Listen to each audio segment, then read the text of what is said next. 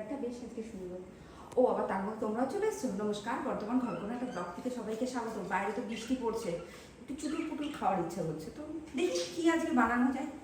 যেহেতু বললাম একটু চুটুর পুটুর খেতে ইচ্ছা হচ্ছে, বেশ একটু ঝাল ঝাল টক টক কি খাওয়া যায়, তো আজকে বানাবো মাটন কিমা দিয়ে বা খাসির মাংসের ঘুগনি। তো চলো উপকরণের সাথে পরিচয় করে দিই। এটা লাগছে কাবলি ছোলা, আমি এখানে কাবলি ছোলা নিয়েছি, তোমরা সেটা মটরও দিতে পারো। আর তার সাথে লাগছে এই যে খাসির মাংস, এটা কিন্তু কিমা নয়, কিন্তু মাংসটাই আমি ছোট ছোট টুকরো করে নিয়েছি। একটু আলু লাগছে যেহেতু ঘুগনি তার জন্য। আর এখানে বেশ খানিকটা পেঁয়াজ কুচি, টমেটো কুচি, আদা রসুন আর কাঁচা লঙ্কা বাটা, জিরে ঠিরে কিচ্ছু আমি দিচ্ছি না। আর এটা হলো হলুদ, নুন আর একটু পেঁয়াজ লঙ্কা এগুলো সাজাবার জন্য। রান্নাটা শুরু করা যাক। প্রথমে আমি কড়াইতে তেল দেবো। আর হ্যাঁ, আমি সাদা তেল দিচ্ছি, সরষের তেল দিতেও পারো, অল্প পরিমাণে দিলেই হবে। তেলটা মোটামুটি গরম হয়ে গেছে, এবার আমি আলুগুলো ভেজে নেব।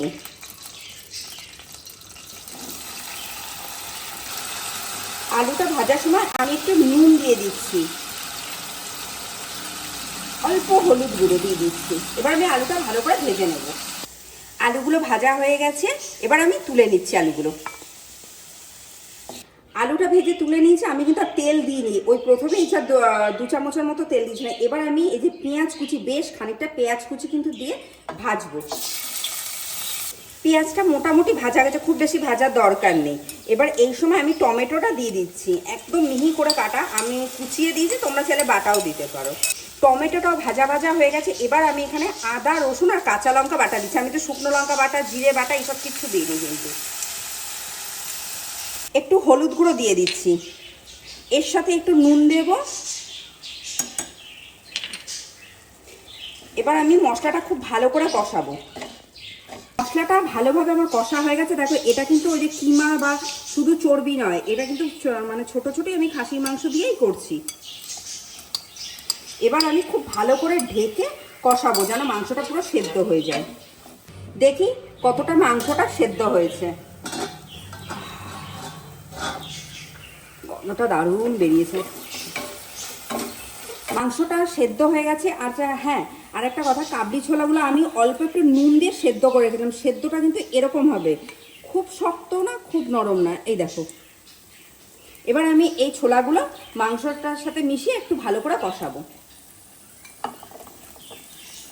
ছোলাটা দিয়ে মশলাটা আমার মাংসটা খুব ভালোভাবে কষা হয়ে গেছে। এই সময় আমি পরিমাণ মতো জল দিচ্ছি।